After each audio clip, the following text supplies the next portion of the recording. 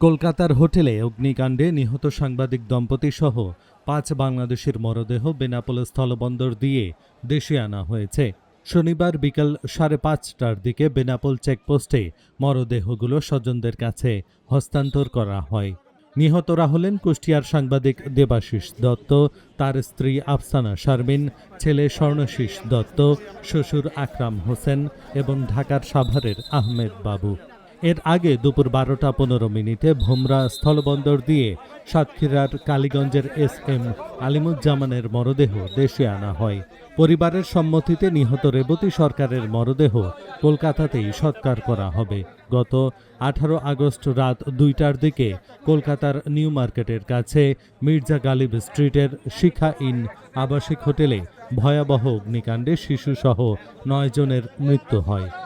নিহতদের মধ্যে কুষ্টিয়ার একই পরিবারের ৪ জন, সাতক্ষীরার ২ জন এবং সাভারের ১ জন বাংলাদেশি ছিলেন। নিহত সাংবাদিক দেবাশিস দত্ত আজকের পত্রিকা, ঢাকা জার্নাল ও বেসরকারি টেলিভিশন চ্যানেল 9-এর কুষ্টিয়া প্রতিনিধি ছিলেন। পাশাপাশি তিনি কুষ্টিয়া থেকে প্রকাশিত আজকের আলো পত্রিকার নির্বাহী সম্পাদক হিসেবে দায়িত্ব পালন করছিলেন। সাংবাদিক দেবাশিস দত্ত, আমরা জানি যে গত মঙ্গলবার মধ্যরাতে কলকাতায় অগ্নিকাণ্ডে তার পরিবারের ৪ জন সদস্য ওখানে তারা ঝরে গেছে।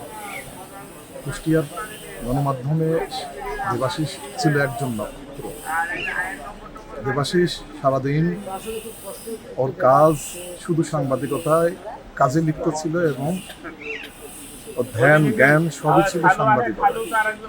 আজকে দেবাশিস চলে যাওয়ায় দেবাশিসের পরিবারের যে কতটা ক্ষতি হয়েছে সেটা শুধুমাত্র আমরা তার সহকর্মী আমরা জানি। তার রেখে যাওয়া একটা কন্যা সন্তান আছে, তার মা তার বাবা দুজনেই বৃদ্ধ। এই মা বাবা এবং কন্যা সন্তানের দেখার মতো আর কেউ নেই। দেবাশিস এমন একজন মানুষ ছিলেন যে সবার সাথে তার সুসম্পর্ক বজায় রেখে চলেছেন। তার বিরুদ্ধে আমার মনে হয় না যে এমন একজন কুষ্টিয়ার কোনো ব্যক্তি তাকে নিয়ে কোনো কটূক্তি করতে পারে। দেবাশিস আমার বন্ধু, আমার সহকর্মী। আমরা একই সাথে কাজ করতাম।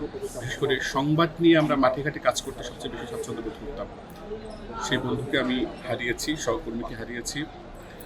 এখন তার নিথর দেহের অপেক্ষায় আছি, শুধু তার না, তার পরিবারের, তার স্ত্রী, তার ছোট্ট মাসুম ছেলে ৩ বছরের স্বর্ণশীষ এবং তার শ্বশুর আছে আকরাম আলী। দেবাশিসের সাথে আমার সবচেয়ে বেশি ভালো একটা সম্পর্ক ছিল, বিশেষ করে সংবাদ নিয়ে। এই সম্পর্কটা থাকার মূল কারণ ছিল সে নির্ভীক এবং সৎ সাংবাদিকতা করত। একটা নিউজ তৈরি করার ক্ষেত্রে সে প্রচুর শ্রম দিত এবং বিশেষ করে অনলাইন সাংবাদিকতায় দেবাশিসের বিকল্প ছিল না কুষ্টিয়ার জেলাতে। আমি সেই সহকর্মীকে হারিয়েছি। আমার মনে হয় না যে এই ধরনের সাংবাদিক কুষ্টিয়াতে নতুন করে তৈরি করতে হলে অনেক সময় লাগবে। আজকে এই দেবাশিসের যে অকাল প্রয়াণ, এই প্রয়াণের মধ্য দিয়ে এই পরিবারটি একেবারে নিঃস্ব হয়ে গেল। আজকে ওর বৃদ্ধ বাবা মা অসুস্থ, তাদের মাসে ওষুধ কিনতেই 10,000 টাকা লাগে, বাড়ি ভাড়া করে থাকে, সব কিছুই কিন্তু এই দেবাশিসের আয়ের উপরে নির্ভরশীল।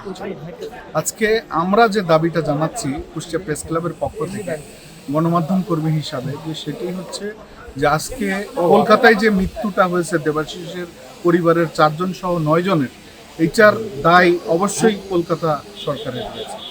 কারণ তাদের যে জিনিসগুলো দরকার ছিল সেই জিনিসগুলো যদি যথাযথভাবে পালন করা হতো তাহলে কিন্তু এই হোটেলে এই দুর্ঘটনাটা নাও ঘটতে পারত। সেই কারণে আমরা আপনাদের মাধ্যমে দাবি জানাচ্ছি যে এই অসহায় পরিবারগুলোর পিছনে যাতে সবসময় দাঁড়ানো হয়। আমাদের বাংলাদেশ গভর্নমেন্টেরও যেমন উচিত যে এদের পাশে দাঁড়ানো, এবং কলকাতা গভর্নমেন্টেরও উচিত যে এই অসহায় পরিবারগুলোর পাশে দাঁড়ানো।